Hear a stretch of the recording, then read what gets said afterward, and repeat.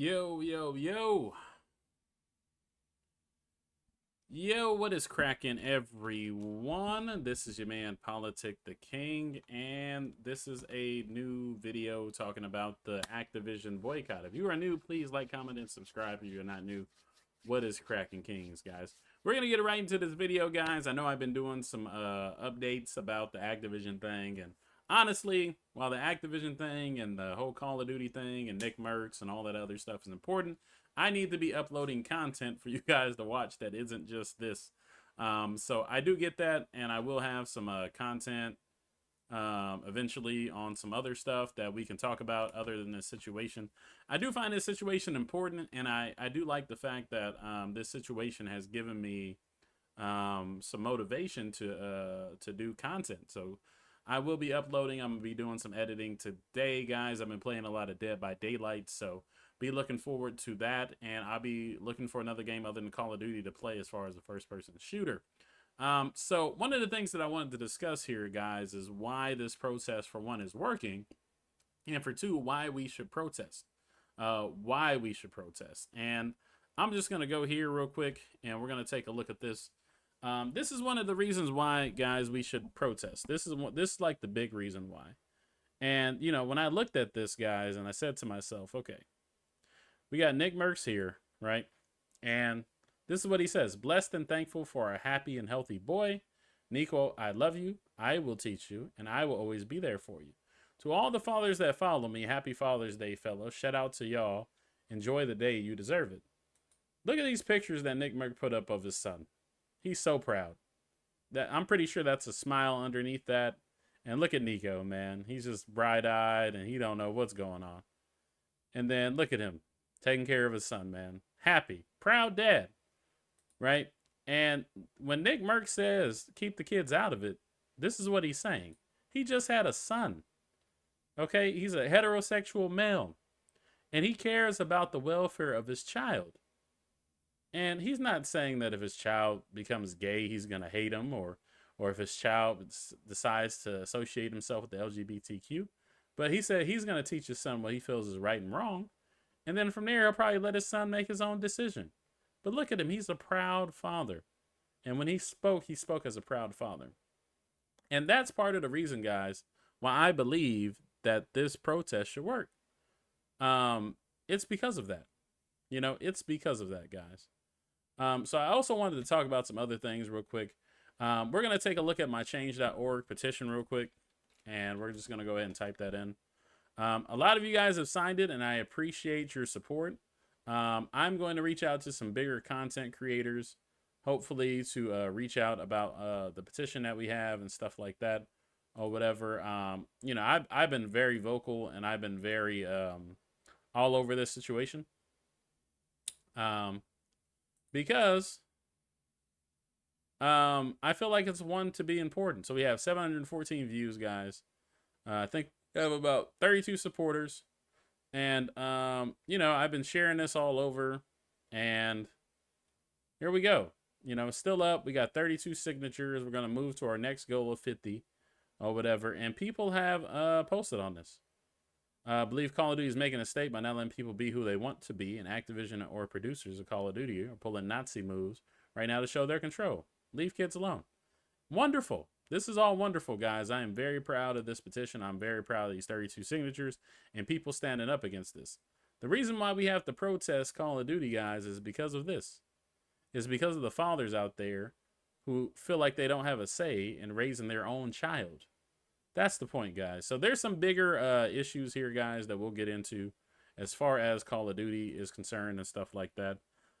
One of the big things here, guys, is that the reason why Nick Mercs, I feel like, is getting crucified are because of some events that happened back in 2021. So Activision was being boycotted by people because they said that it was too of a masculine workplace and there was discrimination and people weren't being treated correctly and stuff like that.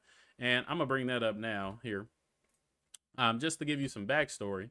But if you look at this article right here, Activision staff strike call for boycott of Call of Duty and Candy Crush over sexism claims. Right? So it says Activision had walked out to protest sexism and harassment.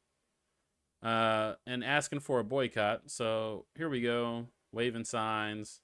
Play nice, be fair. So I want to look into what it was. Let me see here. Fostered a sexist culture and paid women less than men. Standing. Okay. Blah, blah, blah. Sign some in mandatory arbitration and harassment. Sexism. And all of this other stuff. So they were pretty much saying women who do reach top roles earn less salary, incentive pay, and total compensation per their male peers. And that few women will reach the top of the company. Talk openly about female bodies and joke about rape. Employees who groped women coworkers. So look, this issue, guys, I don't know if anything came from this, guys, but this is one of the main issues of why Nick Mercs is being treated like this. They had sexist claims raised against them, right? So in the meantime, what ended up happening off of this is that they end up hiring some different executives to sort of to deal with this problem. One of them was a diversity, inclusion, and inclusion executive to their management team, and to give them like an officer role over there. And you know, the CEO was getting backlash. They wanted him to resign and stuff like that. So because Call of Duty wants to clean up their corporate image, they're technically blaming Nick Mercs for that. They don't want to backtrack on that because they looked bad before. So he made one little comment and they get hypersensitive and want to counsel him.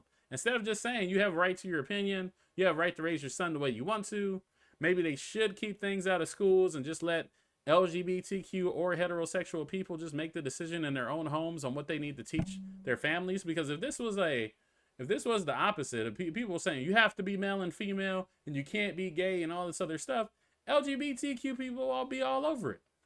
And just imagine if Call of Duty said, oh, you can't be on our platform because you don't support heterosexualism. It would be discrimination. And that's one of the arguments that I'm making right here.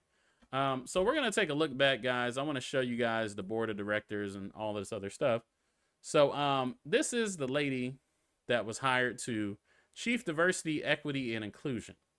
And let me read this out. In this role, she implements programs and policies that foster a diverse, equitable, and inclusive work environment, and partners across all gaming teams to ensure diverse and inclusive perspectives, including storylines, character development, gameplay, and community interaction. So one of the things that you might want to look at, guys, was that, and we're just going to go back here. So she's been hired since 2022. But this guy right here, the Bobby Kotick guy, was getting a lot of like backlash because of the whole work environment thing. So they hired this lady, the Kristen Hines, to pretty much fix it. And in Call of Duty Vanguard, they had a lesbian character, which is, I think, is the first lesbian character that they had. And I'm pretty sure this was due to Kristen Hines' oversight of the project. It may not, but I think it was because of the oversight of her.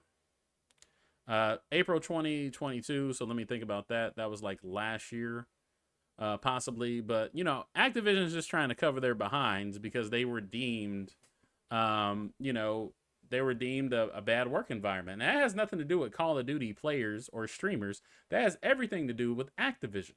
Okay. So I think they got hypersensitive guys. They hired this lady and, diverse perspectives and stuff. And this is one of the things that this lady wants to do. Let's read this other article. Activision Blizzard's new diversity chief wants to expand diversity in office and in games.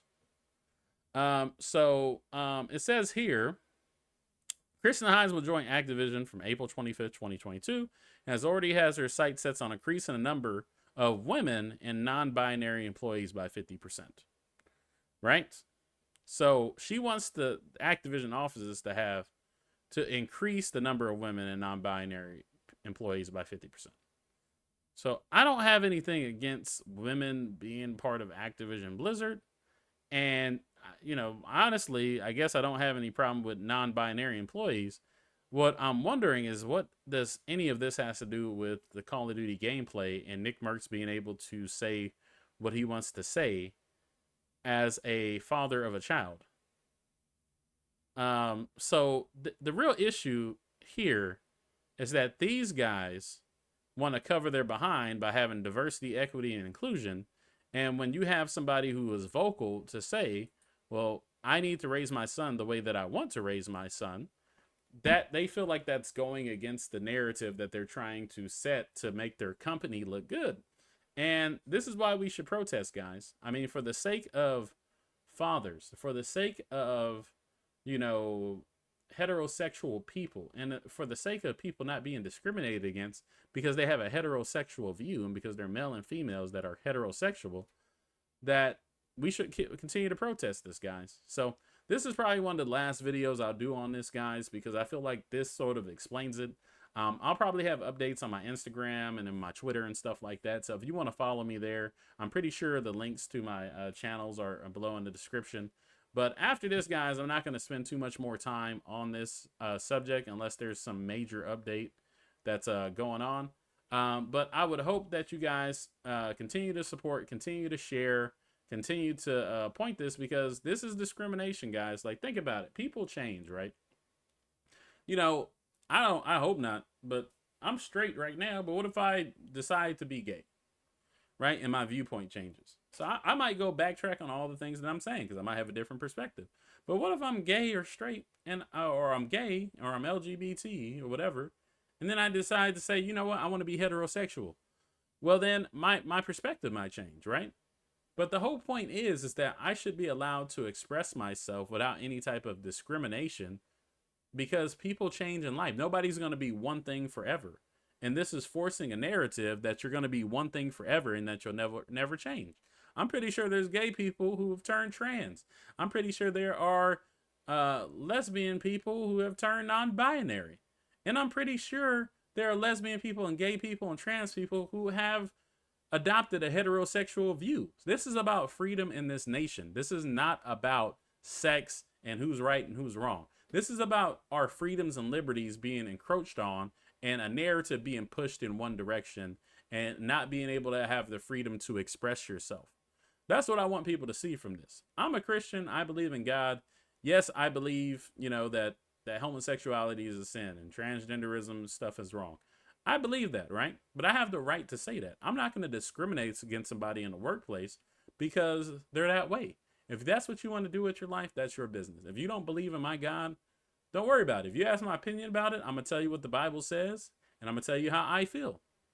But other than that, I'm going to treat you with respect and love and all that other stuff.